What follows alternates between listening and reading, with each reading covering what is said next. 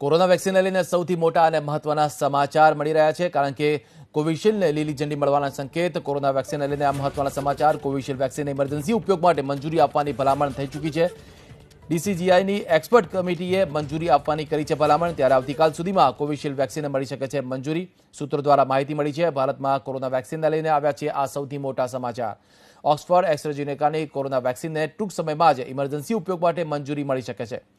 Subject expert કમિટીએ Oxford અને એસ્ટ્રાઝેનેકાની વેક્સિનને ભારતમાં emergency ઉપયોગ માટે મંજૂરી આપવા માટે ભલામણ કરી છે.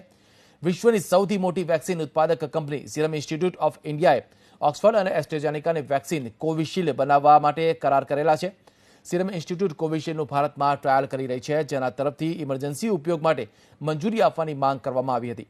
સબ્જેક્ટ એક્સપર્ટ કમિટીની ભલામણના આધારે હવે drugs control general of India અંતિમ મંજૂરી માટે નિર્ણય કરશે. મહત્વનું છે કે ભારતમાં સિરમ ઇન્સ્ટિટ્યૂટ ઉપરાંત ભારત બાયોટેક અને ફાઇઝર તરફથી પણ પોતાની વેક્સિનના ઇમરજન્સી ઉપયોગ માટે મંજૂરી માંગવામાં આવી છે.